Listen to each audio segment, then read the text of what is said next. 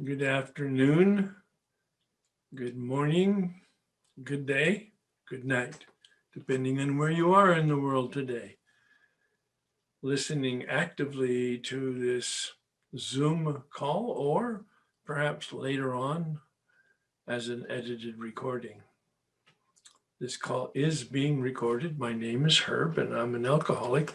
Welcome to our December 10th workshop.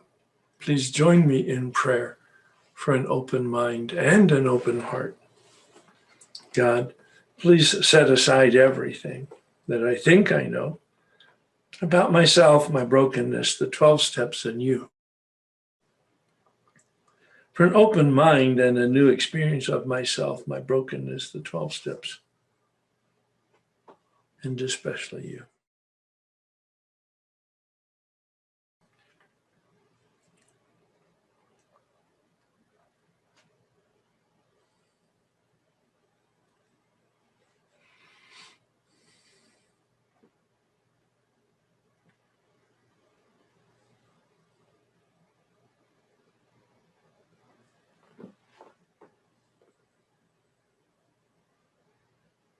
Please join me in the serenity prayer.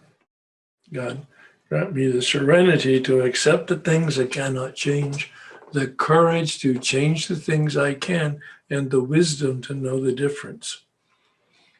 Well, we're in the second stage of the rocket launch. We've just crossed over. We made a decision. We prayed the prayer as a community in witness to that decision, and now we're fully engaged in the action. Step 4, speaking of brokenness. We looked at it theoretically anyway, academically, as to what it means in unmanageability. I call it the spiritual malady, as Bill does in the big book. We looked at the bedevilments, which are the behavioral manifestation of the brokenness, of the unmanageability, or the spiritual malady, or as Bill calls it, laser focused, identifying the source of our problems. The single source of our problems is our brokenness, our self-centeredness. Inherently, our will choose ourselves to our own detriment, biologically and psychologically, physiologically, in terms of our material being, and emotionally in terms of our reaction to reality. And we don't know that we don't know, and we can't see that we don't see, and we defend our self-will with a death grip, thinking that that's really about independence and self-reliance, when in fact it's really just the opposite. It's about delusion and resistance.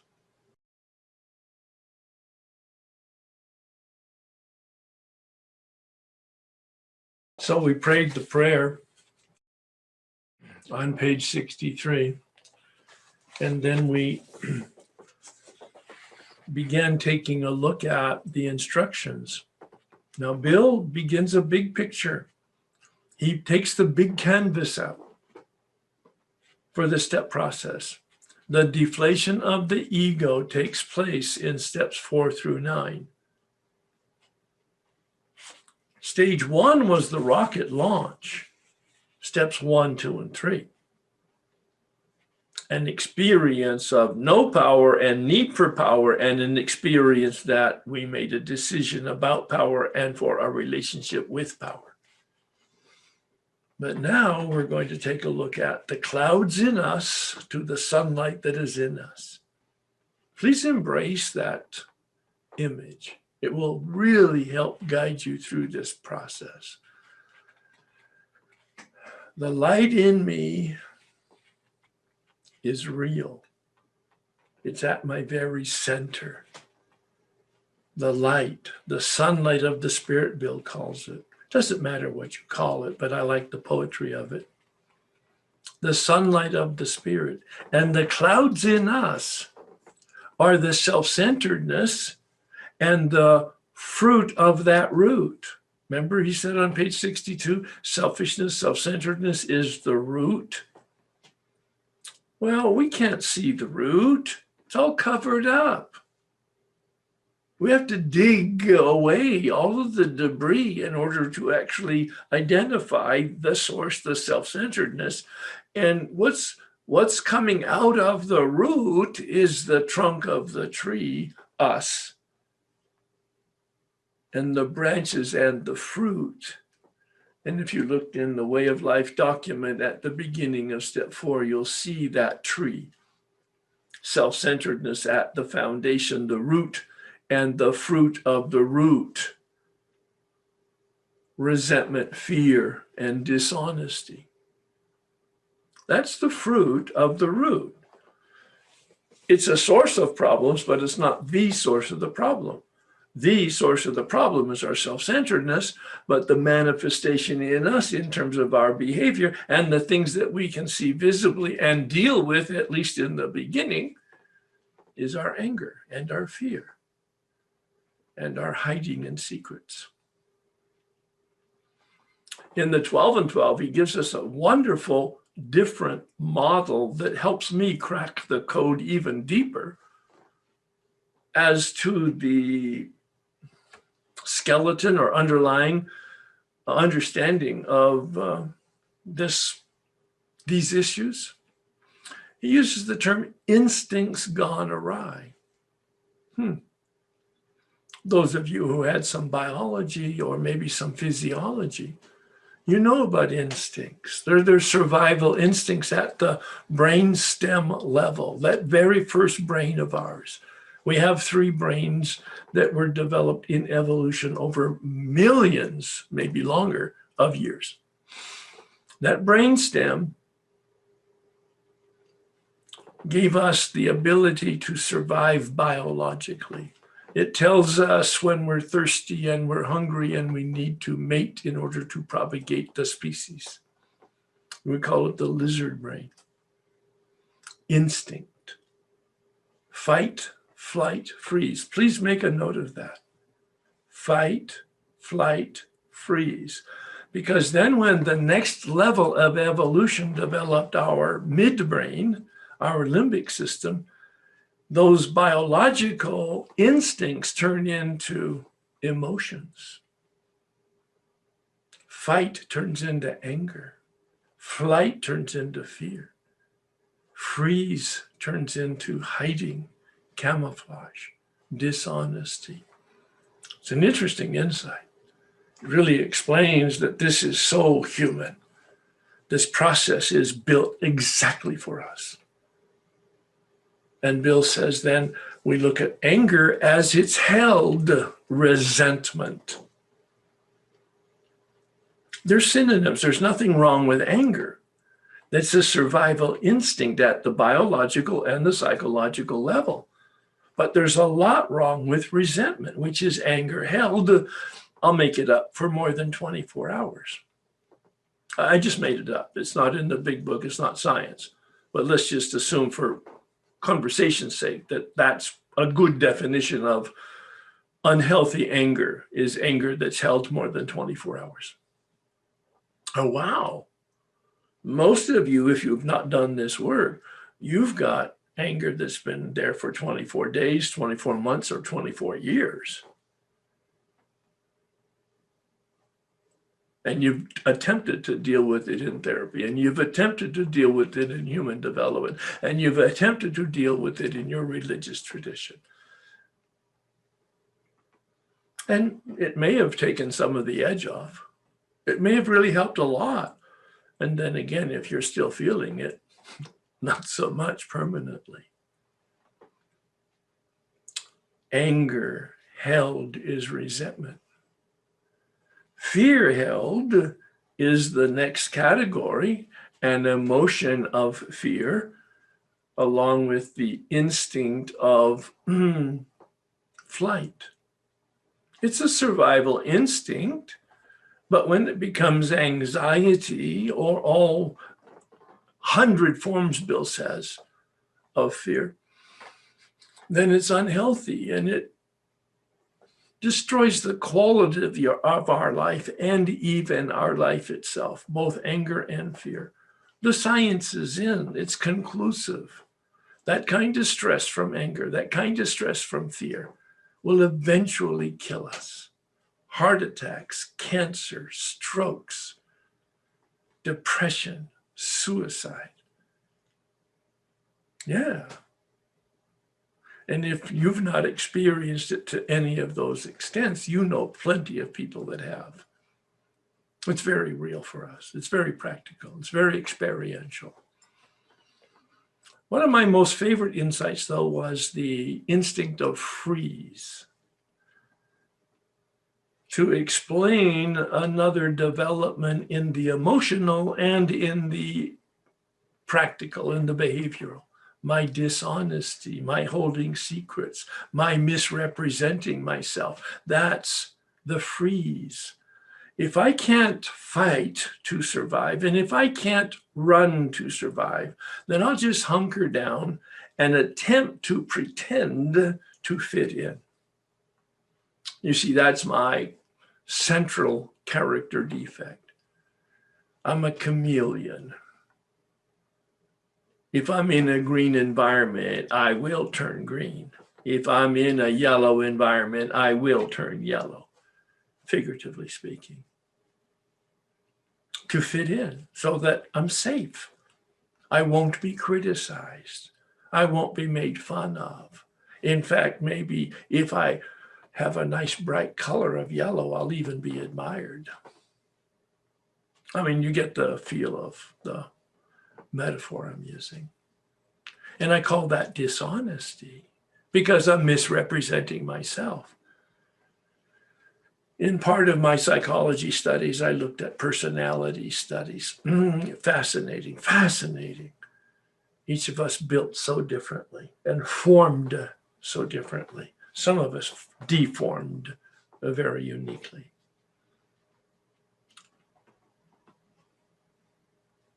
Some of us are anger-based people. That's the lenses through which we look at reality. Some of us are fear-based people. That's the dominant lens through which we look at reality. And some of us are dishonest or freeze-based personalities. Our first reaction is to hunker down and camouflage ourselves so that we don't stand out. We're not going to be eaten by the saber tooth. We're not going to be beaten by the parent because we're invisible. Or in fact, we're so valuable to them. Talk about the raising of codependency. It's amazing insight. I happen to be a shame-based person, the person who hides. As a predominant, each one of us has all three. This is way outside the big book, and yet it's really reinforcing our approach to step 4 and giving sort of the value to it and the biggest picture, the biggest canvas that I can paint for you so that you have a roadmap of where we're going. We're going to spend a lot of time on anger and resentment. Bill says here on page 63, first of all, we launched out on a course of a vigorous action. That's 4 through 9. The first step of which is a personal house cleaning. That's step 4, of course. That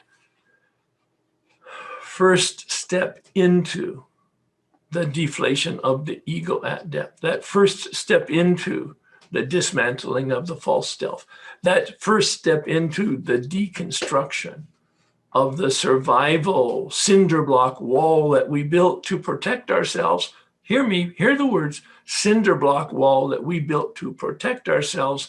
And after it was built, we realized it was a prison at some point. Yes, it provided safety at a certain point, but it outgrew its usefulness someplace in our transition to adulthood. Though our decision, step 3, was vital, page 64, coming from the Latin word vitae, life, life-giving, and crucial, coming from the Latin word cruce, meaning crossroads. It could have little permanent effect, meaning it will have a temporary effect. Some of you had a really nice glow, perhaps, experience when you prepared for and in community prayed that third step prayer. And some of you had nothing. It was kind of like ho-hum, boring time. Let's get on with it. And some of you may have even had a negative experience with it. Each one's different because you're at a different place in your own journey. It won't have any permanent effect unless at once followed by a strenuous effort. That jackhammer word, Bill has a tendency in a literary style to use that adjective or adverb to really pound it. Strenuous effort to face, meaning to name, and to be rid of, meaning to take action. All of the steps, and take a look at them. There's an illustration in just after step 12 of the dynamic of the step process, which shows in an illustration form, a schema form, a picture form, that all of the even steps are naming steps and all of the odd steps are decision and action steps. I'm not going to spend any time on that, but you might want to, because again, it gives us this total huge canvas of a picture of our journey, a roadmap. All of the even steps are naming steps. All of the odd steps are decision and action steps. Because that's how we're built as human beings. We have a mind that names things, and we have a will that makes decision to take voluntary actions. Nothing happens until we know better, but knowing better doesn't mean that we do better. We need to know better and then begin to do better with our free will and our actions, which had been blocking us. Well, that's how I opened up. The cloud and the sunlight. The cloud in me, anger and fear and dishonesty. The clouds in me block the sunlight that is in me. It's already there. God doesn't come and go. Notice what step 11 says. Improve our conscious contact. The implication is we're already in constant contact. That was the decision we made in steps 2 and 3, that we have constant contact. And we're going to work on improving that to a conscious contact. A nice play with the words, by the way. Our liquor is a symptom. The addiction is not the problem. First half of step 1, we're done. We haven't looked at that for a long time because we're focused on the spiritual malady and the need for power. So we have to get down to causes and conditions. This is what we talk about, the root and an analytical process, causes and conditions. You will be challenged to think very deeply here, to feel very deeply here in this whole process of step 4. Doable by everybody. This is my 25th year of doing it in a group. I've never had anybody not be able to follow the bouncing ball and do the work and have an experience. If you're willing to do the work, you won't have the experience if you don't do the work. And I'm not saying perfectly at all. I'm saying to the best of your ability. That's as good as it gets, the best of your ability. Knowing that you can't even do the best of your ability, and that's okay too. We started upon a personal inventory. It's a fact-finding and a fact-facing process. Again, naming and acting. Fact-finding, fact-facing. It's an effort to discover the truth. Notice how positive this is. There's no destructive, judgmental, negative beating ourselves up here. This is not an inventory of punishment.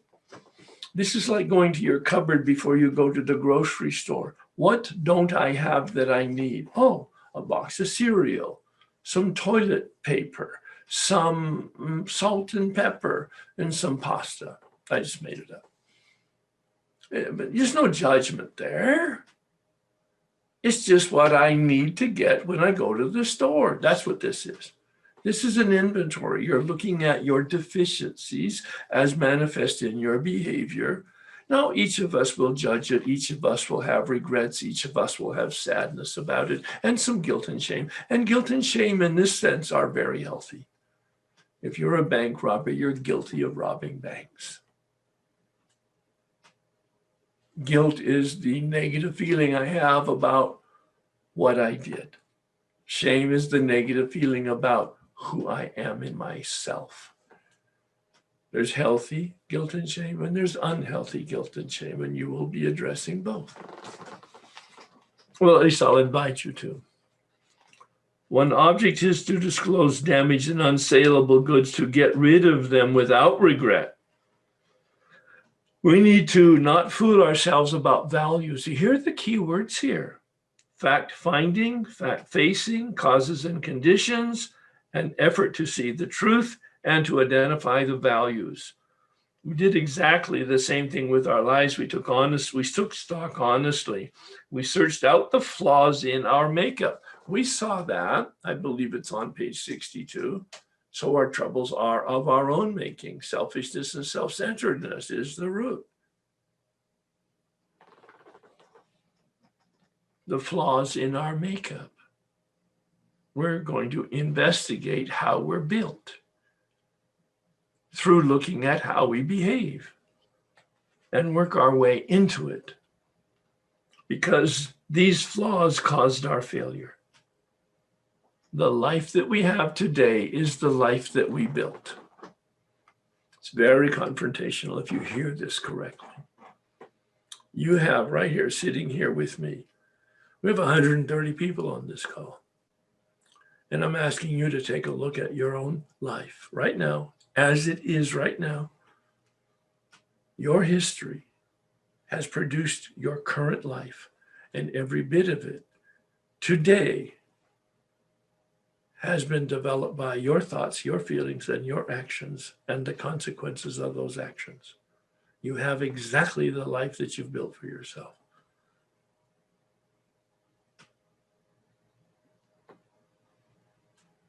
This is the rite of passage. It's difficult into adulthood, taking full responsibility for our thoughts and our feelings and our behavior. Oh yes, many of us had family of origins or experiences in our life that were even post-traumatic syndromes, very, very difficult, emotional, even physical damage. Most of it was tragic. Some of it was even criminal. And it deformed us permanently, irreparably. We can never heal it. That's true. Absolutely. Yep. It changed the direction of our personality. It changed the direction of our life permanently, and we cannot undo our past.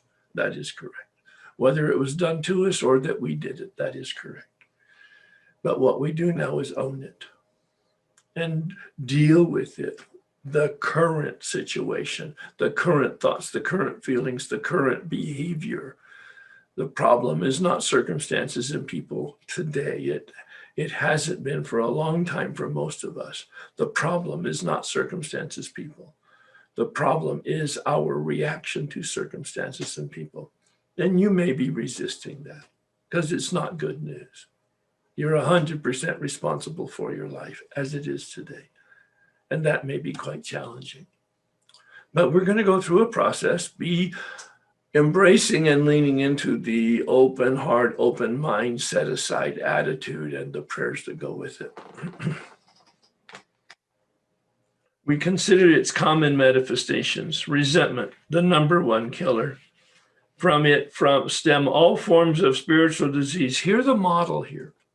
We have been not only mentally and physically ill, remind you of the first half of the first step. We have been spiritually sick, remind you of the second half of the first step. Absolutely. Addiction, unmanageability. Mental and physical, spiritual. When the spiritual malady is overcome, we straighten out mentally and physically. Oh, wow. It's not about the addiction. Oh, of course it is. But we really do need to deal with what we're not cured of, unmanageability. And this is the first step in unpacking the unmanageability source, which is our self-will manifested in resentment, self-will manifested in fear, self-will manifested in dishonesty, especially with our dysfunctional and unhealthy sexual behavior.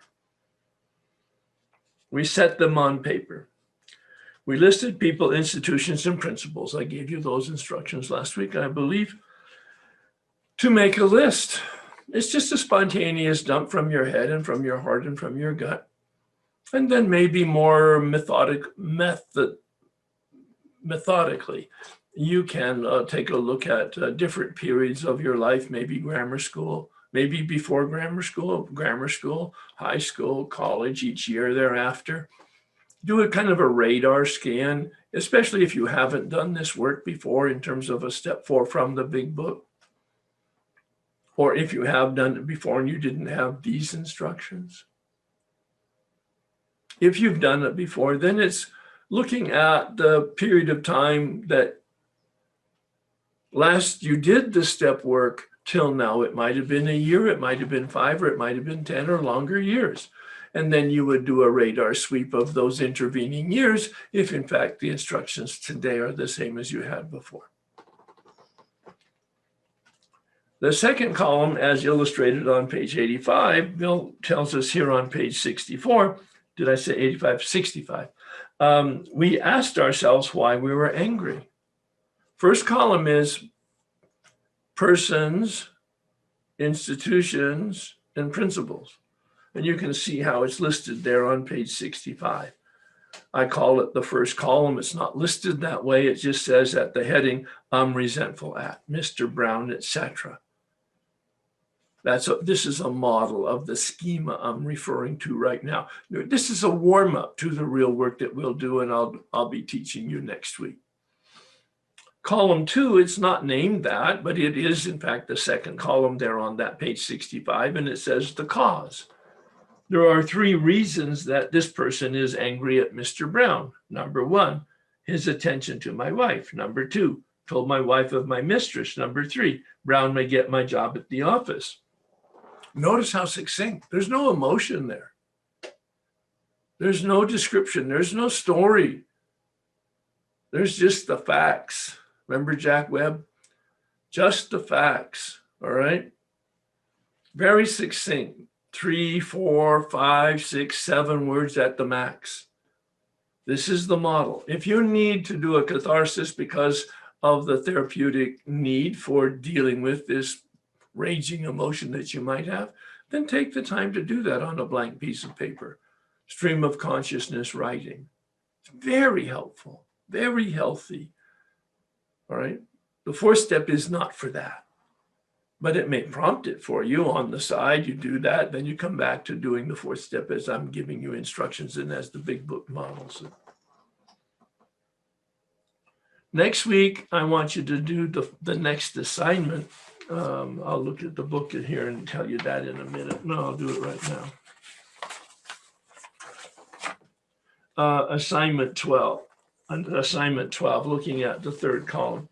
And what I really only want you to do is on page 64 is read the balance of that page and then become familiar with the balance of page 65. All of 65, we're going to go over it very carefully, word by word, and then take a look at the way of life document in terms of the 3rd column worksheet. Please hear me. I am not asking you to complete the 3rd column worksheet. Let me get some pages here so that we're very clear as to what we're talking about. Page 23. You can take a look at that page in light of the material on pages 63 and 64 and 65 in the big book and kind of attempt to figure out what it is going on here. But I'm going to take it line by line, this worksheet next week, and give you a sample from my own background as to how to do this work. This is life-changing work. I've had this form, this 3rd column form, adopted by 4 therapists, clinical psychologists, and 4 psychiatrists. Once they saw their clients and they had the relationship with the client that revealed to them the kind of work they had done in this analytical process. They asked me for permission to use it in their practice because it penetrates the unconscious. It parts the curtain primarily on our beliefs. Each of us can identify our beliefs after we have some practice, especially by listening to ourselves when we think the word should, we feel the word should, or we say the word should. I should, you should, they should, the world should. That reveals our beliefs. Fill in the blank, and that will give you the beginning of an experience of knowing what it is you believe. Then you hold it up and you say, is it true?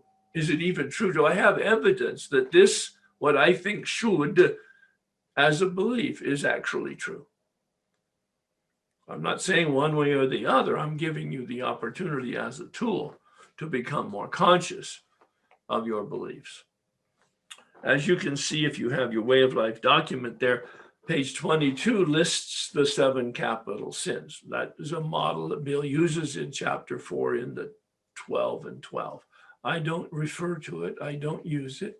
I love chapter 4 in the 12 and 12. I just don't use this 7 capital sins model. Lots of people have a lot of benefit from it. I've had enough of it from my Catholic tradition background and training, and I'm sure that's where Bill got it. Father Ed Dowling was a Jesuit priest that Bill engaged as his spiritual director in 1940. Bill was 5 or 6 years sober, had written the big book. Father Ed Dowling lived in St. Louis, was a professor at the University of St. Louis, and read the book, the very first edition of the big book in 1940, and knew that it had been written by a very spiritual, insightful person.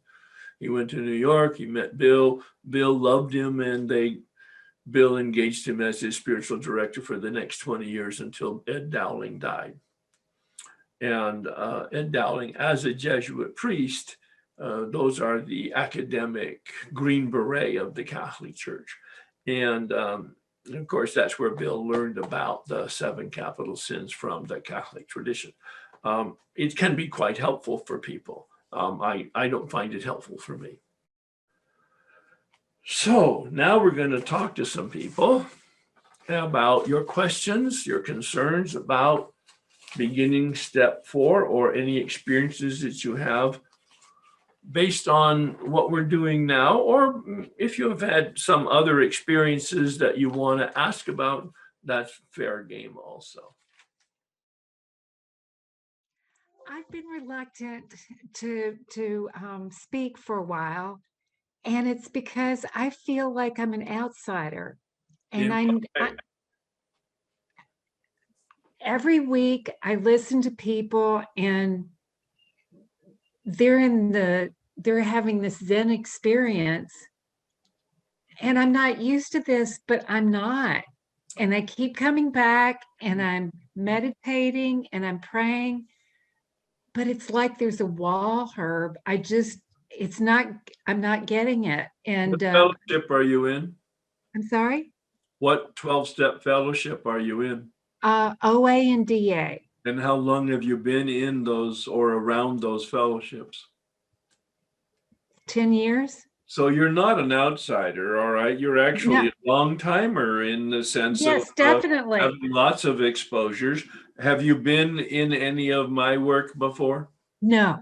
Okay, so in that sense, you're new to my work. Yes, I am. Yeah. And it's in this workshop, and it's not you, and it's not the fellows in the workshop, and I have had the experience where I felt, the higher power in the fellowship, etc.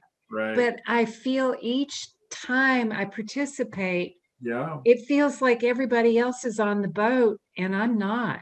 And you're on the dock watching the boat go away. Yes. Get it, 100%. Now, are you attending most of the workshops? All of it. Wonderful. Are you doing with some regularity and consistently the work that is assigned? Some, yes, Well, tell yes. me, when you say some, what percentage would you give as a percentage of the assignments that have been given since June? 70%. Okay. All right. All right. So you're pretty connected to the work then. And I'm in a study group. Everybody in my, it's strange, everybody in my study group is sort of in the same place too. the It's, same place meaning not connected? yes. That's And a interesting. lot of them are, yeah, yeah. And when you say you're in a study group, how many people are in it? Including myself, 5. Wonderful. That is, I'm so impressed with people that do that on the side as a sort of extra credit kind of activity, right? No, it's wonderful. And have any of the other 4 been through the workshop before? No. Oh, so we've got the blind leading the blind, huh? Yes, yes, yes. All right, all right. Yeah, that might be a difficulty, although with 5 people, you should be able to share. And if you're all doing anywhere from 50 to 90% of the work, you will be helping one another. I'm not criticizing it at all. I'm just observing it. And so I guess you're just going to have to wait until the curtain parts. Okay. I will say last week I was very moved when I can't remember the sequence of what you said, but you shared that you'd been in the seminary, you had a graduate degree, you've been in therapy, et cetera, et cetera. And I almost could cry when you talked about you were thinking about being on the bridge of reason and you realized you were on the shore of faith. Yeah. I want that, and I'm not there yet. Yeah, yeah. Well, yes, I completely get that. Yes, I didn't mean to raise the bar for anybody. It was just my experience. No, I'm saying I was very moved and I didn't explain myself. Yeah. I've done so Yeah. much Oh, and yeah, I'm yeah, struggling. I know. I think I know what you're talking about and where you're at, and I can say pretty confidently, okay, so at some point you're going to have an experience of some kind. It might not be a mountaintop experience, but it will be an experience where the lights will just shift and there'll be a moment that will be a gift where you will actually feel connected to what it is we're doing. I don't know when that will happen. I just know that it will happen. Thank you. I Yeah, keep coming back because when you share your growth, it inspires me. yeah, And what I see other people doing, right. they change, their appearances are changing. Some of it, yep, this is very visible. That's right. Yes, it is. Yes, Yep, it is. yep. And I want that too. Well, see, and you've spoken for a large percentage of people who haven't, only 10 or 20% of the people speak up. 80% of the people don't. And those are the people that are having some of the experiences that you're just talking about. So this, I'm sure, was very helpful to an awful lot of people. I Okay. appreciate that. Thank you. Thanks. I divorced at 24. And it took me 40 years to be able to say it was the biggest mistake of my life. And that's all I was able to say. And then this last weekend, on pondering that, because I was going to put my former husband down as one of my resentments, it was revealed to me the reason that I had the affair. And it was something I never knew before about myself. I had the affair because I wanted to hurt him.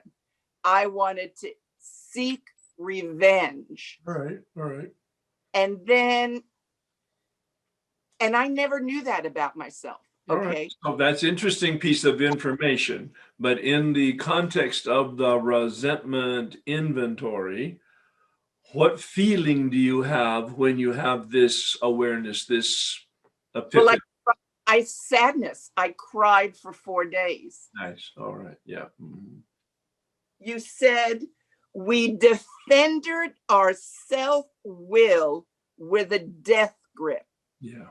And in that moment, I realized that I didn't go back to him because I was defending that decision Sure. or with that death grip. And it was a death grip.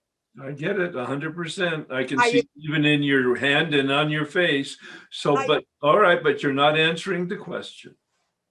Okay. And can you repeat the question? Yeah. What's the feeling that's connected to all of this? Sorrow. Yeah, I heard regret and sorrow and sadness. Yes. So it's a great question, and it's very creative that what I'm going to tell you, and that is, so put a resentment word aside, use the word regret and sad and sorrow, and do what we're going to talk about next week in the third column from those three words, the feeling of those three words. Okay. Okay. Because the real focus, as I kept sort of channeling you down the, the canyon here, is what's the feeling?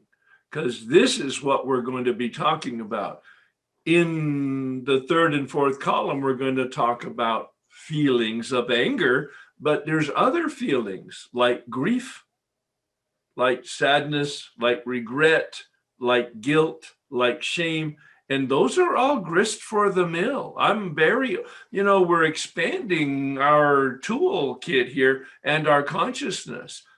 Then when we finish all of that, we're going to look at the feeling of fear, and we're going to do a deep dive there.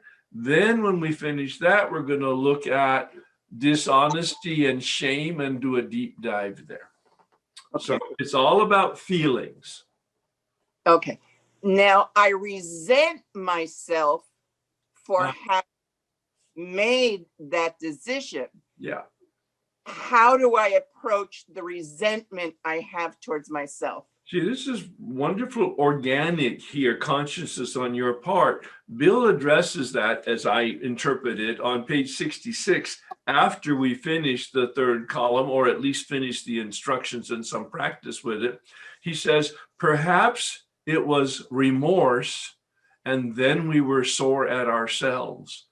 So you'll hear people ask, can I put myself on the resentment list? And the answer is yes. The book invites it, actually. Okay. But because we need practice with doing our feelings about other people first, before we get to doing the feelings of ourselves, because we need to get some competence, some practice with the worksheets that we're going to be used. They're very analytical, and they take us in a deep dive. Okay. I have a question. May I share those sheets with my therapist? Because Sure. Oh, yeah. There, please, whoever you feel it will help. okay, thank you so much, Herb. Both my children, like myself, have addictions. And so with my resentment, this question's just come up lately. Do I write down their names or the addictions? Well, do you resent them, or do you resent do you resent the addiction? I resent the addictions. Yeah. So there's your answer, isn't it? Yeah. Yeah. I resent an addiction that impacts young children. Yeah. Yeah. My young children, even. Make it personal. Yeah. Absolutely. Yeah. Sure. Great question. Yeah. Good. Yeah. Thank you. All right.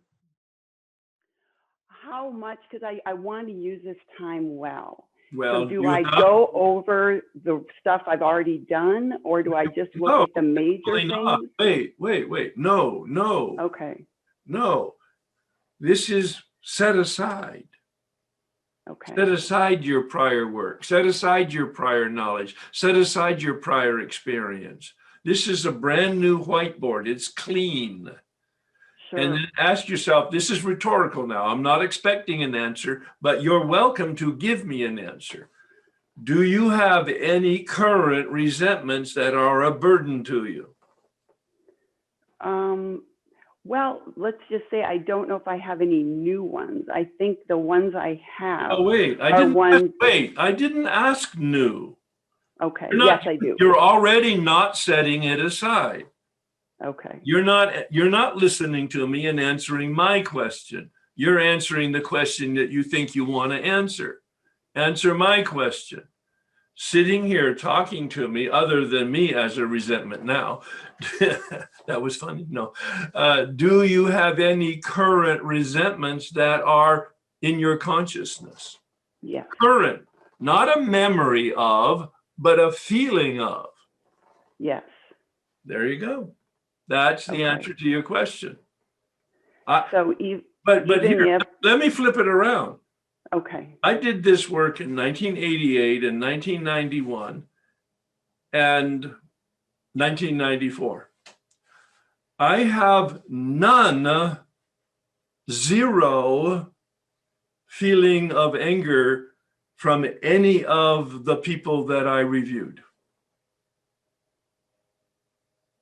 Today, so as I sit here looking at you, I haven't had a legitimate resentment by my experience for 25 years.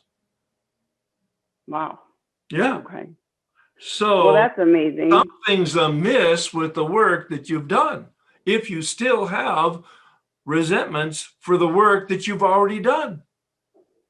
Well, maybe I'm not thinking of using the right word for the resentment. I guess like with my relationships with people, they have healed in so many ways, Yeah. but there are still times that I get triggered.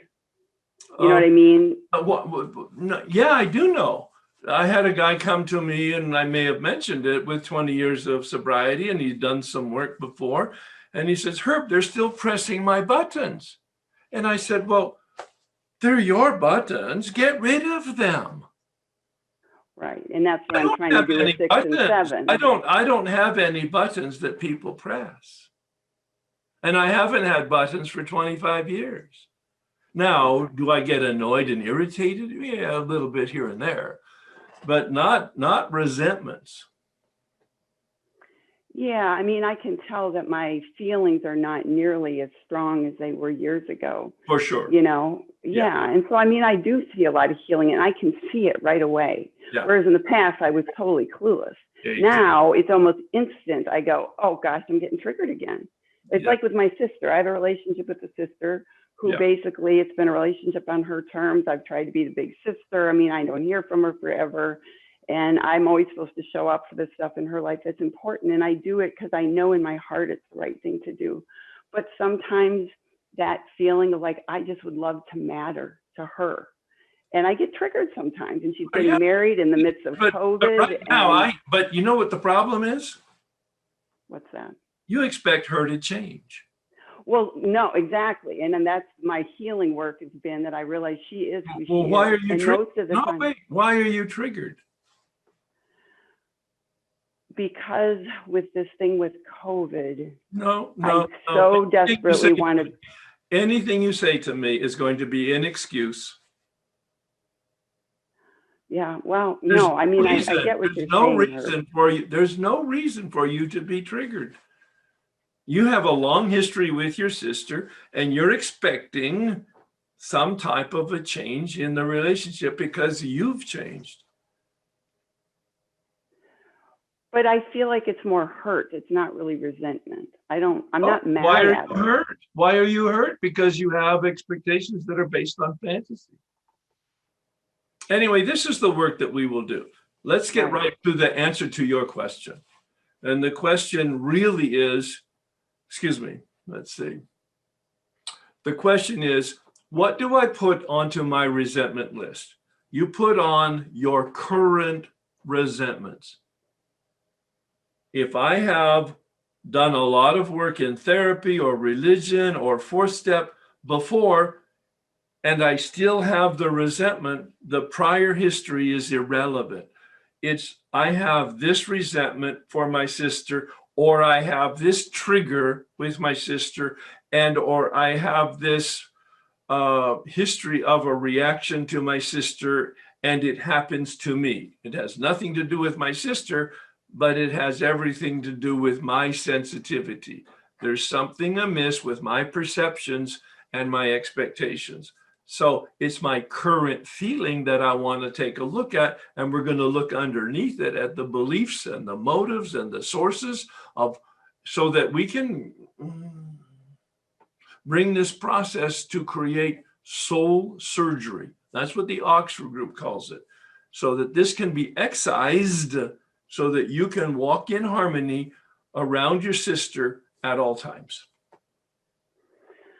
So Herb, let me just, so I understand, I feel like that this is spiritual progress, not spiritual perfection. 100%. And that, so sometimes I get confused because it's almost like, well, you shouldn't have these feelings anymore if you really did the work. And I feel like I've done this deep looking at the root cause and what's really, why am I having these feelings? And it always gets back to that I'm not lovable, that I'm not enough, that I don't matter. I mean, with across the board, I'm realizing that most of my resentments and all that have to do with feeling hurt.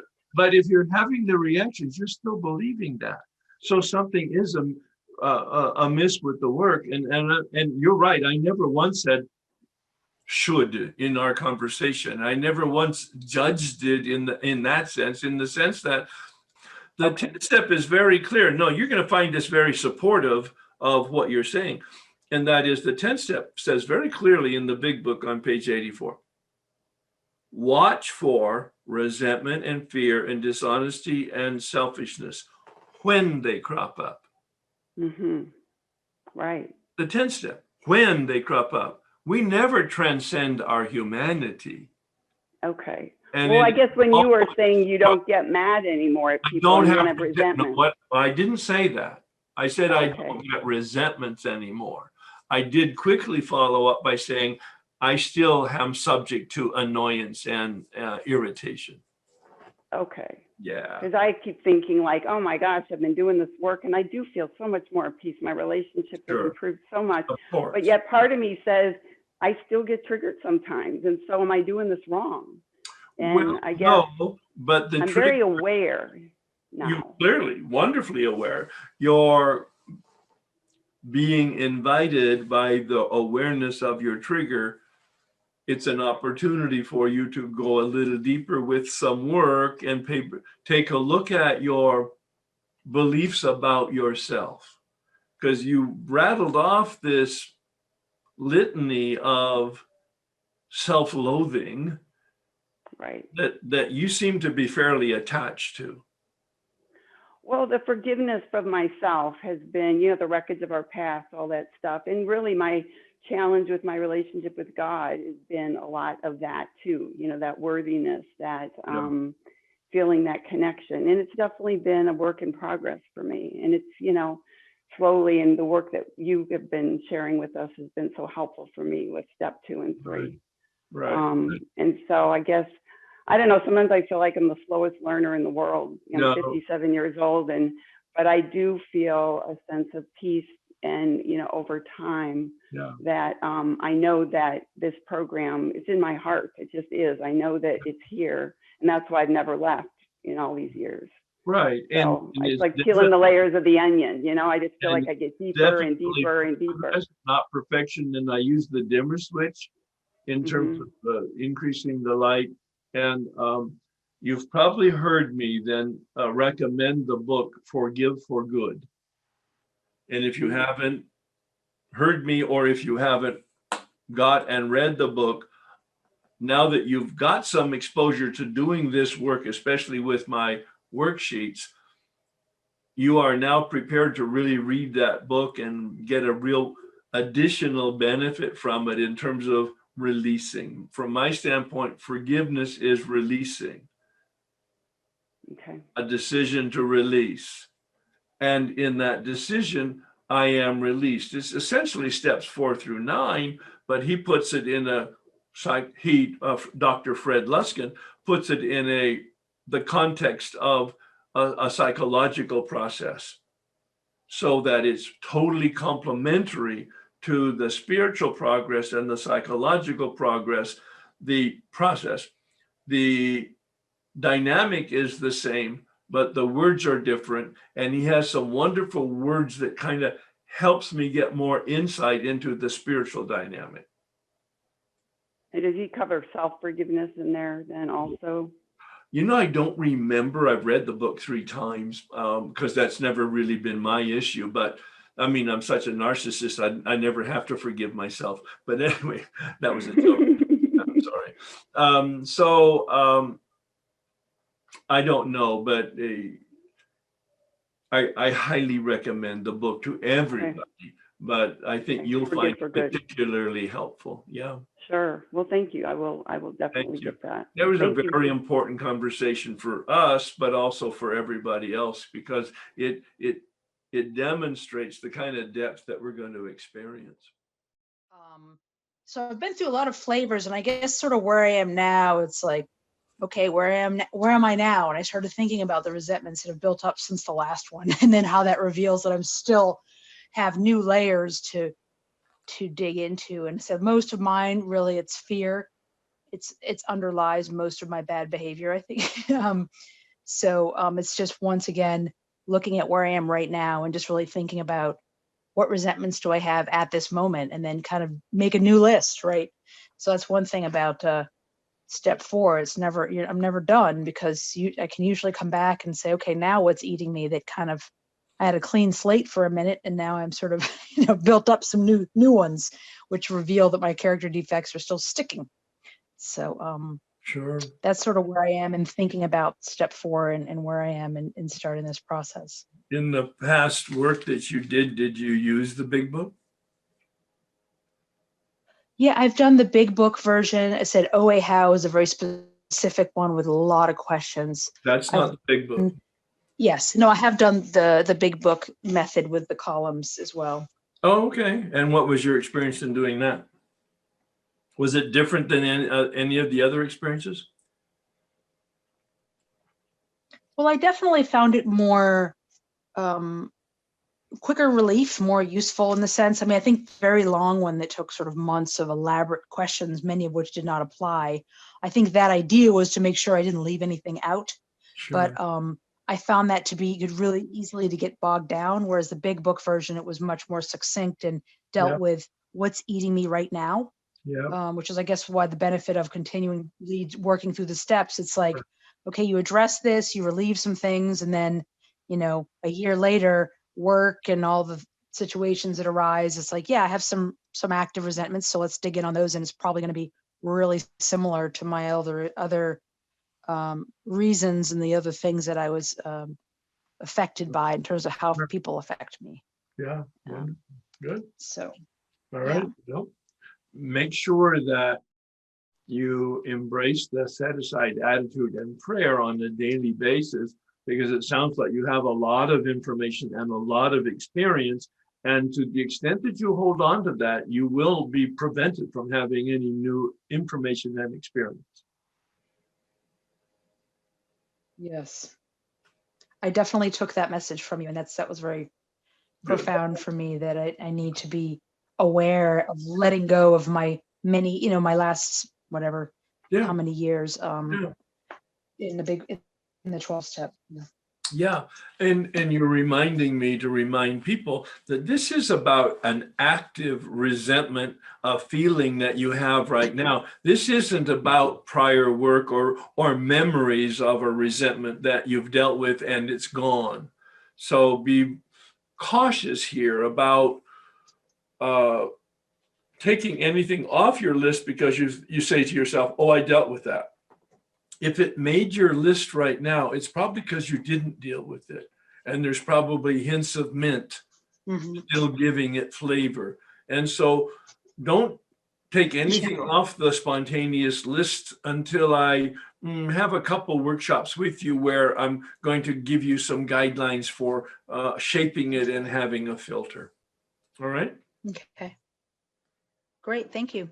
Thank you. Yes, thank you. Yeah, it's great. I got stuck for a while on the question, what do I really believe? And I do what I typically do when I get into an unhealthy place. And I thought if I can get into my laboratory and research, I'm going to find the answer. And it was a very circular, and the questions that kept coming, part of it is a mystery. Can you accept that? Why is it so important to figure out why? I mean, I have worked myself up into such a lather, and I'm getting back into a space of I'm getting there. I mean, I just got all caught up in the whole, and it came out as a resentment, I think, against my Catholic faith, like against, yeah. So somehow it just got all wadded up in that. So I'm finding a bit more freedom around that. I've been doing a lot of writing, but I mean, I really was stuck, and I was like getting behind in, the assignments. And I was just like, I just need to get to some sort of peace. And I did do the free dump. I've gone through your course 2 years ago and really had a beautiful step guide. It was one of the best processes that I'd ever. I mean, I think that this will be my 4th time, but Wow. you talk about, like, yeah, it was beautiful and awesome.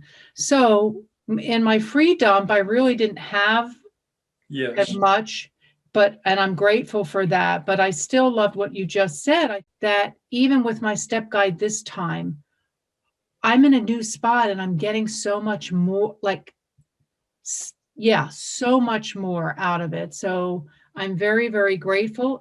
It's harder, but I think I have this bigger, I don't know, a deeper awareness or something. You're more conscious. Yes, thank you. Thank you. Yeah. Well, I mean, that's what happens if we stay faithful to our daily practice in some fashion. We become more conscious. Yes. Yeah. Now, at 20 years of sobriety, 2003, I felt the Spirit invite me to do the work again. I prayed and I had somebody in mind and I asked him and we did the work and we came to this level. And very much like you're saying, I mean, it sounded to me like an echo of my own experience. And I said to him after a week of meditating, and I don't have any resentments, Mark. I stay pretty good in my daily meditation and in my 10-step practice. And I talk to my sponsor on a regular basis. And I have a partner in my wife, and we have transparency. So I really don't have any resentments. Pause.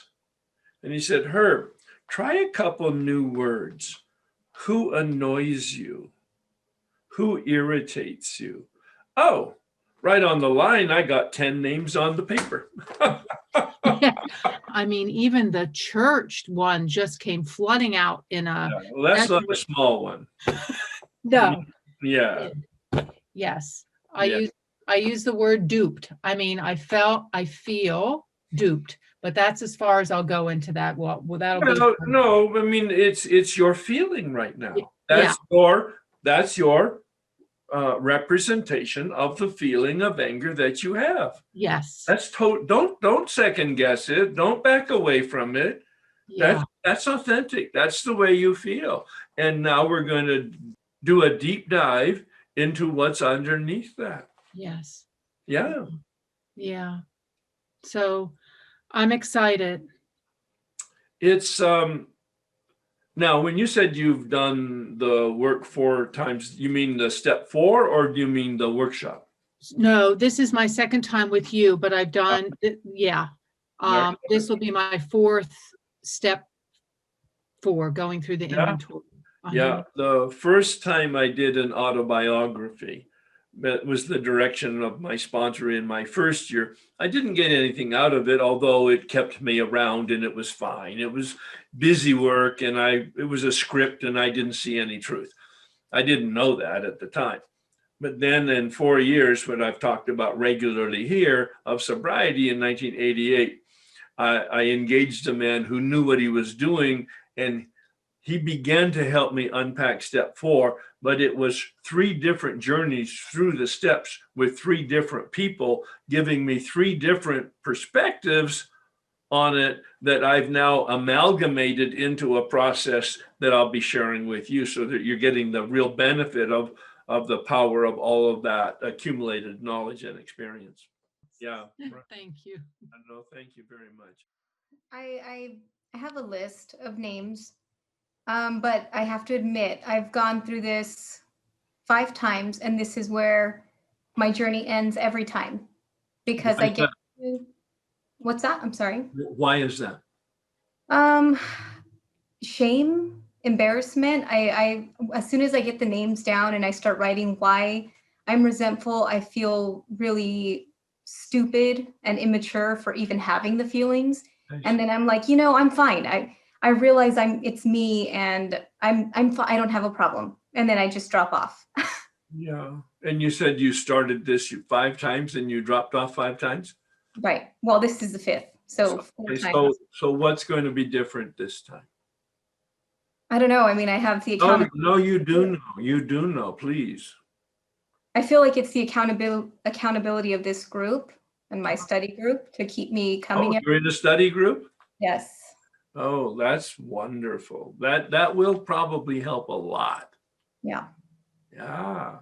And it's a great group, and I don't think they'll let me not show up, but Well, you still have a choice of turning away, but it's kind of like I go to the dermatologist about every 4 months. It's the kind of skin I have, and they do a little freeze and a little cut and a little whatever they do every 4 or 5 months, because they find little things that are not a problem.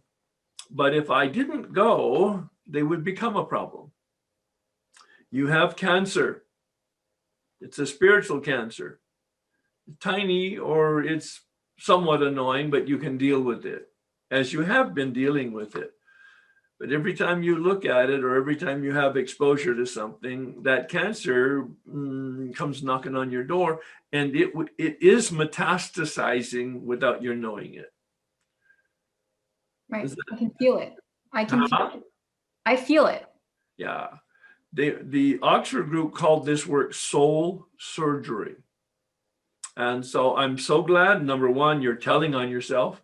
Number 2, that you have an active relationship with the sponsor. And number 3, that you're in this cohort, this smaller cohort. I think that might be the key for you to come across the goal line this time. Okay. Any questions about any of that? No. All right. Thank you for your transparency.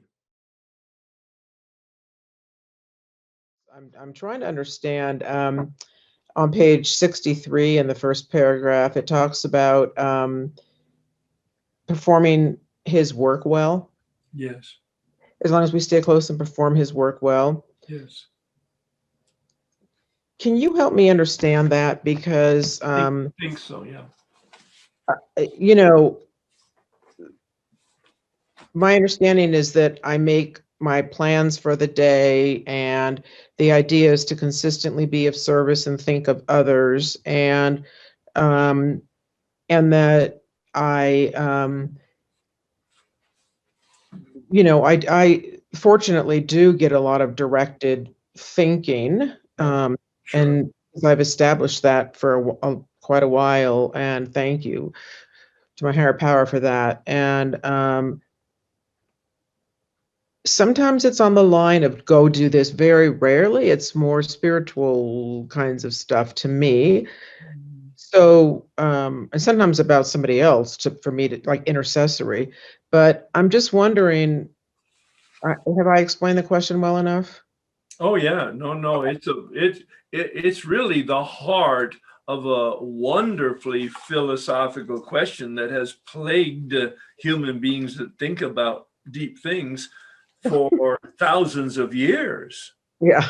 Well, really, seriously, No, I get. what is it and what's it about, and what's the meaning of it, and what's my purpose? Right. Sure. Well, I'm a deep thinker. That's why I'm laughing. Well, Yeah. yeah, no, I know. And that's why I love the phrase in the promises on page 63. And then just let me put it in the context for everybody else. It says, being all powerful, God will provide what I need if I keep close to God and perform God's work well. And my answer to the question is going to take just a little bit of putting it into context and come to then your own conclusions. Mm-hmm. On page 68, he says, we are on a different basis, the basis of trusting and relying upon God. We trust infinite God rather than our finite selves. We are in the world to play the role God assigns. Mm-hmm. Wow. The man who took me through the work the third time said, turn that statement into a question, Herb. It had never been given to me before. I was 10 years sober, and I turned it into this question. What is the role that God has assigned me? He said, ask the question, but don't answer it until you finish your 9th step, because the answer will be given to you. It is such an important question, because look at the next line. And we'll look at this when we come to the fear inventory, but I'm honoring your question because it's such a great question, and it might give a context for doing this work, actually. Just to the extent that we do as we think God would have us and humbly rely on God, does God enable us to match calamity with serenity. Oh, if I want peace, I need to find out what my purpose is and do it. On page 77, our real purpose is to fit ourselves to be of maximum service to God and the people about us. And then finally on page 102, your job now is to be at the place where you may be of maximum helpfulness to others. Mm-hmm. And then to wrap it up on page 59, the steps are listed, and step 11 said, sought through prayer and meditation to improve my conscious contact, praying for the knowledge of God's will for me and the power to carry that out. So as you indicated in your morning meditation, you ask for guidance. Mm-hmm. And a lot of times it's with regard to your own personal development, but many times it might be for helping other people. Mm-hmm. So my answer to that, after my experience with the steps, but also more especially after I did a study on happiness in the world of psychology about 3 years ago, every one of the 10 books that I read coming out of statistically significant psychological studies concluded that if you want to be happy, and that's your goal, you will never be happy.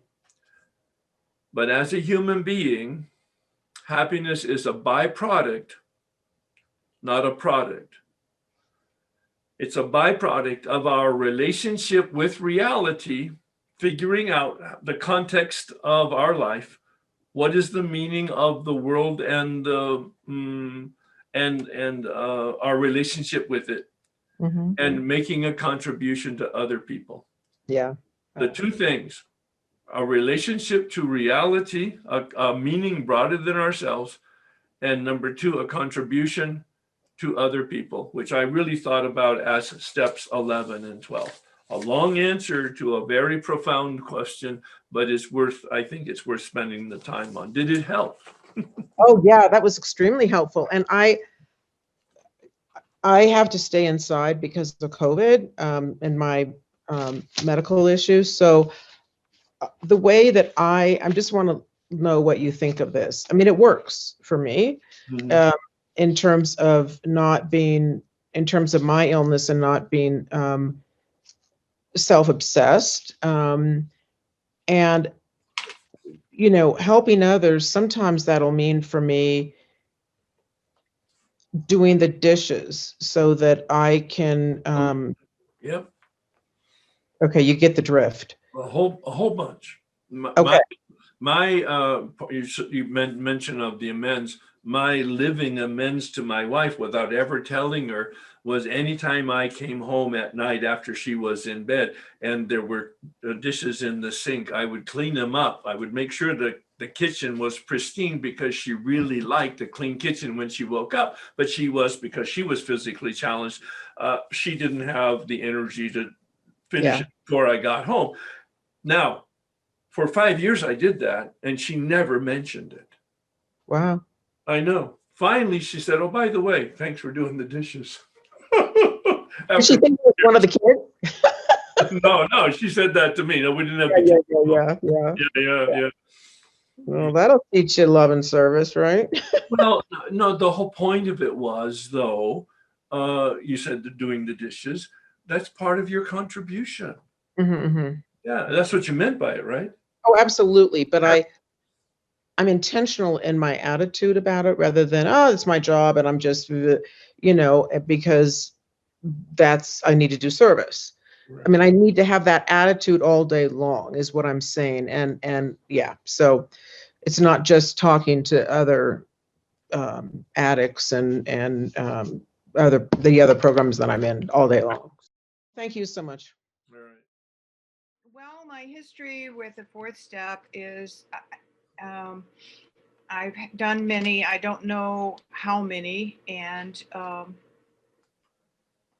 the two character defects that I remember being extraordinarily helpful were that I thought of myself as poor white trash, and somebody pointed out that that was a character defect. So that was stunningly transforming. And then another was comparing myself to others, and that was another stunning experience and my family and my children. But I was so excited when you said you can go back 20 years. And I don't know why that was so exciting to me, but I feel like I have these resentments that have gone on, and I didn't cover them in I did an autobiography like you, and my sponsor actually went to sleep when so that wasn't real helpful.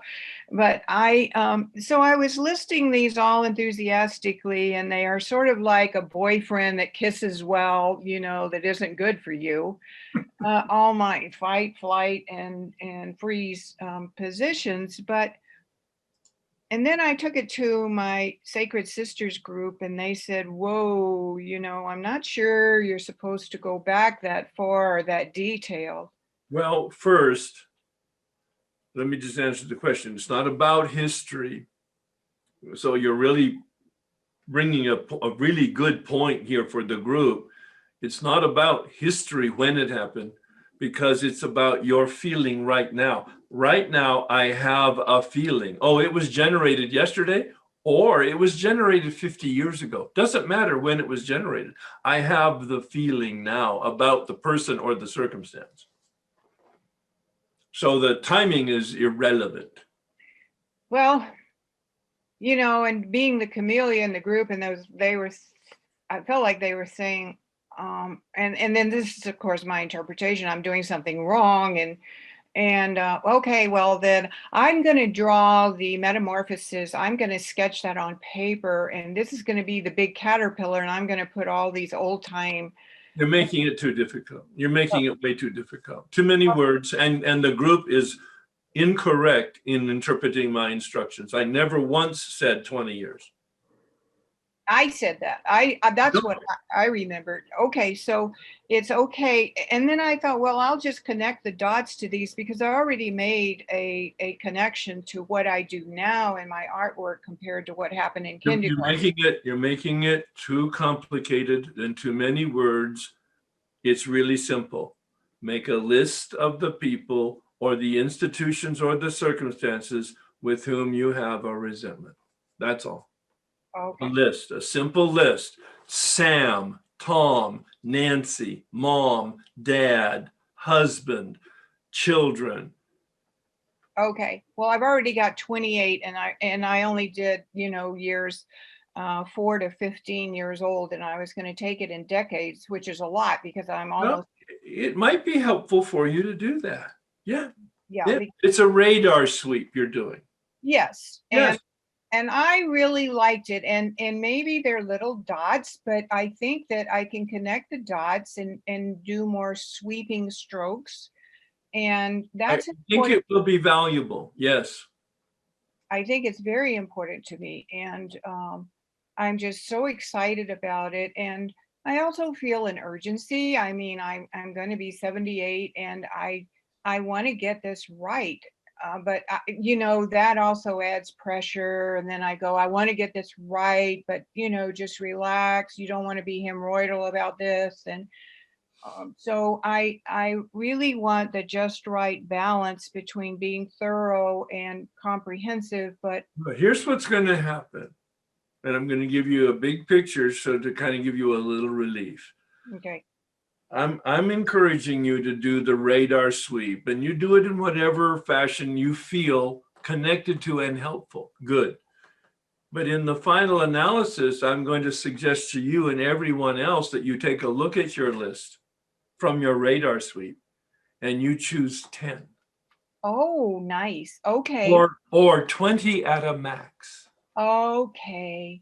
So like a big sweeping net and catch as many fish as you can, but then you only keep the biggest ones. The Okay. juicy ones. The juicy ones with stripes and pretty colors. Okay. Okay, sure. If the pretty colors, the juicy ones, the ones that you really want, because you know what, as Richard Rohr says, what we do any one place, we do every place. You analyze 5 or 10 or 20, you will have analyzed them all. Well, I am just really excited about being let out of the cage of the traps of all these. I understand there's another side way beyond my wildest expectations, and I don't really have to worry about it too much because if I ask for guidance and the step aside thing, you know, to open my mind, which isn't easy for me. My husband pointed out today. I really am looking forward to it with a lot of enthusiasm and an adventure and really a freeing experience. So I don't know. I don't look at it as surgery. I look at it as a very wonderful whitewater raft, scary adventure. And it's going to be that. And at the same time, I'll be very curious once we have the exposure to and some traction with the column 3 work that we'll begin to look at next week. In 2 or 3 weeks, I'll be very interested in your take on it then. Okay. All right. Well, thank you so much. Oh, I'm totally supporting what you're doing, and your enthusiasm is more than going to be warranted by the outcome you're going to experience. Thank you. Oh, one last thing. You can't even imagine. I have one last question for you that was in a 4th step that we did, and this comes from the belief that AA men come in with megalomaniacs and you have to trim them, tap them down, and women come in with feeling like they're less than. And so to focus on our defects is often not particularly helpful, and to focus on assets is important. So is there any room for assets? No, none at all. Okay, thank you. I'm not going to argue with you, but okay. That's good. That's a good choice on your part. I recognize that now. Oh, thank you so much. Great sense of humor. That's excellent. Thank you. I have a couple of questions. One is kind of I think a simple one from page 64. We listed people, institutions, or principles. Can you kind of give a few examples of what you consider principles? You know, I asked my step guide in 1988 that very question because I couldn't see it then. And quite frankly, I still really don't see it in any type of live, real way for myself. But he said to me, his response. Now, this was the CEO of Black & Decker, a Fortune 500 company. So he was a very bright, very tough-minded, very experienced guy. And this was 1988. For the women on the line, I'm preparing you for what I'm about to say. He said he really, really rankled at the whole thought of equal rights for women. Now, that's the kind of guy he was. He was a male chauvinist of the worst kind back in the day. But I mean, he had done some spiritual work and he had dealt with it, but that was his example of a principle, equal rights for women. Now, it might be that you have I had a possibility of a irritation with just the very thought of rigorous honesty. It's kind of like, yeah, no, I don't want to do that. I mean, that I really don't. But to say that I really had hostility or anger or legitimate resentment toward it, not really. So I don't spend much time talking about it. It's probably beneficial enough to talk about people because the majority of people have problems with people. Some people have real specific deep rage about institutions. One of the people mentioned the Catholic Church, and there's lots of people that have been completely abused or disabused by the Catholic Church or any type of traditional religion. Or it might be that you've had a really, really bad experience with the IRS or with the military service or some political organization, or you can see the relevancy of institutions. But I think if we stay with people, we keep it really relevant, we keep it really simple, we keep it really practical. And then, as I said, once we unpack that, we probably unpack our beliefs and our motives in every other way. Yeah, I appreciate that. So I won't sweat it. I'll just, if something gets Correct. revealed. That Okay. would be my bottom line. I don't have a principle. You know, and this thing you said, look at your own life. Your history has produced your current life. You are 100% responsible for your life as it is today. That makes this whole process makes so much more sense. I do have a history of some bad abuse stuff. Yeah. And we all have got stuff. And it feels like so much of that is current, but I mean, it certainly matters. But in this process, you're saying it's really sort of feelings based or emotions based, or Yes. Actually, see, it's not about the event. The event, don't dismiss it. Mm-hmm. It's just it needs to be addressed by you. The event was important and formative and deformative, but now today it's about your reaction about the event. Yeah. Okay. You were really clear saying primarily I think, did you say you were shame-based? Is that right? Yes. Yeah. Maybe I'll just keep listening, but if you have any insight you can share today, how does that get revealed, or how did it get revealed for you? Like, to know kind of what your primary dishonesty. Pardon me? Looking at my dishonesty. Oh, And there are various aspects of the analytical process that we will go through in the resentment inventory that will deeply reveal dishonesty, but also in the fear and the sex inventory. And then at the very end, I actually have a personal exercise I give people because I think it's so important on looking at dishonesty. So it's a big issue, and maybe I've made it a big issue because it's a big one for me. okay. Yeah. This is just my little nagging question, and just to close out here with, I have such an interest in letting this be thorough, and what can assure that this is a thorough inventory, or what could I not do that would not let it be as thorough as it can be right now? Yeah. If you try too hard, you'll get in your own way. But if you show up with this kind of conversation and this kind of vulnerability, and you use the set aside prayer, and you're willing to experiment with the instructions that I will be giving, and willing to be embarrassed because you don't know what you're doing and talk about it anyway, you're going to be just fine. Beautiful. Thank you. I will leave it at that with much gratitude. Thanks, Herb. Yeah. Well, I'm glad we had the conversation because it's probably very reassuring to everybody else on the line. So I like what you said though about the sweep, just kind of do a sweep and then Yeah. pick out like the top 10 or whatever, 20 or whatever. I think that's going to be super helpful. Yeah, it's best to do a dump onto the list and not pre-select, but then when you have a list, as somebody mentioned, they have maybe 30, 40, 50, 60 names already, and they're not even through half their life. It's about finishing making the list and then doing the radar sweep to pick out the ones that you really want to focus on, maybe 10. The range is 10 to 20. Right. Okay. I thought I dumped this resentment and now it's kind of creeping up the same thing day in my life. So it's. Yeah. Well, again, it's a process. And so you've taken a look at it, you've trimmed some of the cancer away, but you didn't get it all.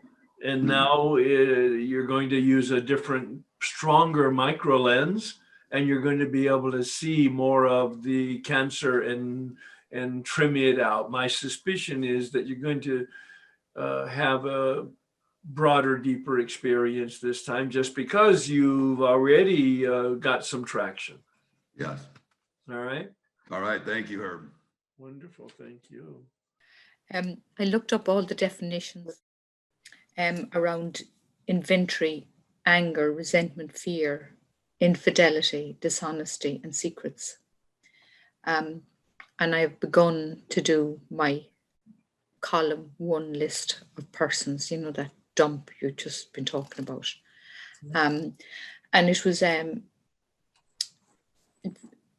very good in that when I was doing the definitions, it was very hard to get a good definition of fear other than an uncomfortable emotion. I would very much be a person in the fight category. When my emotions are, my instinct is to attack, retaliate first. Sure. And, with the work, and I was a listener last year, I am now in a position where I can feel that I am feeling the emotion. I'm able to sit with the uncomfortableness. I'm able to let it pass and then be more rational in my behaviors.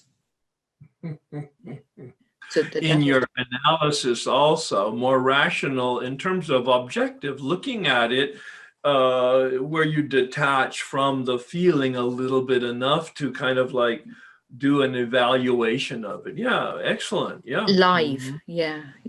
I was very heavily criticized recently in my work by senior people, and was able to sit there, take it,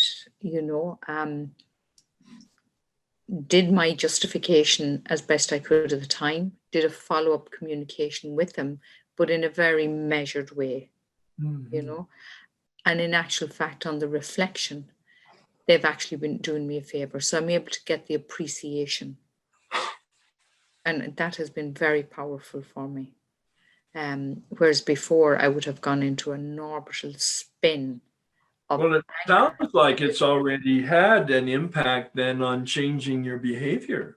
Yeah. Oh, absolutely. Absolutely. Wow. I couldn't agree more, Herb. Yeah. Very, very good. Yeah. But recognizing that whole aspect around fight, feeling that blood rush and being able to quell it. Yes. It's fantastic. Yeah.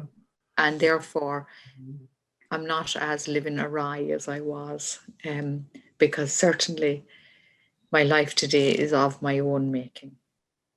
And I have to be, and I'm very grateful for the very good bits that are in it. And, my gratitude is very high. Yeah. If you can, if each of you could just accept that as an area to explore, whether you agree with it or not, it sounds to me like already in agreement with what we've talked about and are having an experience with it. But I'm speaking now to the people who are going, yeah, Herb, but you don't really understand. Yeah, no, I really do understand because I've heard the stories for 25 years. It sounds to me like not only have you heard what I've said, but you're accepting it and you're experimenting with it, and it's actually changing you at this early stage. Yes. Mm. Yes. Yeah, that's impressive. That's very So impressive. whilst my performance was being called to question in my work, in actual fact, what they've given me is permission to work far easier for myself. Wonderful. It's, you know, but I wouldn't have been able to see that before. Right, Yeah. right. Of course, no, you were too busy defending yourself. Defending, yes, and getting the heckles. I always call them my heckles. Oh yeah. No. When it's hard to see clear when you're looking through red. Yeah, absolutely, Herb. Yeah, wow, wonderful. Well, you're probably going to have a very experience then now that you're applying what we're doing to your own personal life. Yeah. I'm trying, but it's great and quiet time and, you know, just the practicals, you know, to practice the behaviors, you know, the routines and the ritual. It's very, very good. And the prayer. That I noticed is some of the people on my list, though the anger has dissipated, I'll use that word because it probably hasn't totally, but I'm sitting in the sadness of it. And I was talking to somebody in an outreach call and they said to me, well, what's wrong with that? It's okay to be sad and grieve about the whole thing. And to regret it. Yep. You know, I keep going back to, well, I wish it could be different. Well, that's fantasy. I'm not dealing with the reality of it. Exactly. Yeah. So I appreciate this workshop, and you bring forward really the reality, like what you just said today about how my life is exactly comes from my choices. Yeah. So in order for me, I have contentment now. I never had that before. So I'm very careful about my choices now, who I let in, who I don't let in. And then I don't have to deal with anger and resentment. And I love what you said about living in 10, 11, and 12, because if I'm doing that, then there's my solution. That is my tool for dealing with people and myself, dealing with myself, because I'm faced to look at it. I love what you said about fact finding. You know, and then face it. So actually, I never looked at the steps that way. But I'm happy that you pointed that out. You've stimulated a lot of thought for me to complement your share with, and that is, if in fact you've done the work like you have, and you've reduced the big resentment down to something else, some irritation in you. See, that was my experience when I said to my step guide the fourth time, I said, I don't have any resentments. And he said, Herb, why don't you try two different words then? Try irritation and annoyance. Well, I got 10 people right away. As soon as I used a different word, because it wasn't a heavy resentment, anger. No, it was just mosquitoes, you know, but still, it was indication to me that something's amiss with my processing if I get annoyed. Like step 10 says, if I'm disturbed, it's a spiritual axiom, there's something wrong with me. Well, you don't totally get rid of that because yes, you do. Yes, you do. Do? Yeah. We live in the human condition, though. Yeah, and? You'd be perfect. I am. Just having some fun. Yeah, well, I had somebody come to me a year or so ago, and he said, and he's got 30 years of sobriety, and he said, and he's done the work, and he said, Herb, they keep pressing my buttons, and I just looked at him and I said, well, whose buttons are they? Oh, they're my buttons. I said, well, then get rid of the button. Then they can't press them.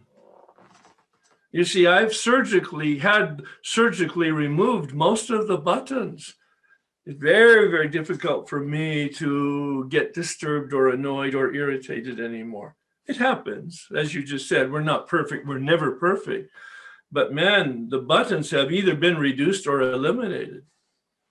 Well, I have situations that I have to go and talk to somebody about because the feeling is, I don't know what to do. How do you handle this? And you used the word to me, how do I clean this up? And sometimes I just don't know. Yeah, right. They have sponsors, step guides, and therapists and good friends. Yeah. So I just keep working my program. Exactly. Yeah. At the same time, you also stimulated me to say this to everybody. If this is your first rodeo, this is your first time doing step 4 out of the book, especially, you might have done it some other way, and that's fine. But if this is your first time doing it out of the book and you're intentionally looking at anger, don't be surprised if you feel more anger than you're normally used to. Don't be surprised if you erupt spontaneously and surprise yourself in a very uncomfortable social situation. And you kind of like, oh my God, did I really say that out loud? Because you are now consciously delving into the unconscious, and you've taken the manhole cover off of the sewer line, and the sewer will overflow without your permission. So it may not happen to you, but I'm giving you a little early warning that perhaps be a little more circumspect, make sure you get enough rest and stay in prayer. But if in fact you experience something embarrassing from an expression of your anger that you wouldn't normally have experienced, this is probably not an excuse for it, but a reason for it. Thanks, Herb. Very much so. I learned in the 4th step, it's all about my reaction to things. It has nothing to do with the other person, correct? That is my experience with it, yes. Okay, it's like cleaning up my side of the street, which I like. I like that. But what I didn't learn, or what I don't think I got out of it, is why am I still self-centered? Why do I have this strong will? Why do I have these issues with relationships that the fear, why doesn't this stuff go away? No. No, because in step 10, it says we're not cured. We have a daily reprieve of our self-centeredness. Now, does it get modified? Does it get diminished? Absolutely. Does it get eliminated? Absolutely not. So I'm looking forward to heal. I want to be healed. I'm looking for the healing within me. And somebody just said that it's my insides. Hold that as your mantra and as your vision. I want inside healing, because that's what happens. Okay. Not on the outside. Yes, sure, there are some visible things that may happen that will represent change. But the most exciting part for me was the organic, radical, internal change that takes place that's permanent. Right. And for me, I think it's important because then I can do God's work. Well, then you can do God's work. I can do God's work because I can do what he wants me to do. I can be the person he wants me to be. But right now, I'm so worried about I'm a chameleon too. I got these fears, but anyway, I don't want to go on. There's a lot of other people. I'm just. No, we're bringing it to closure. It's wonderful to end with you. But think of the St. Francis prayer. He talks about becoming a channel. Okay. See, that's what you're talking about. Becoming a channel of grace, a channel of God, a channel of light. But we have to clean the channel out of these obstacles. And this step 4 is the Roto-Rooter. Okay, I'm ready. I know what that is. I've done toilets before. There you go. All right. Thank you. Thanks, everybody. Let's pray the serenity prayer. God, grant me the serenity to accept the things I cannot change, courage to change the things I can, and wisdom to know the difference. Wisdom, that's our goal here, to know better and then eventually to do better. Thanks, everybody.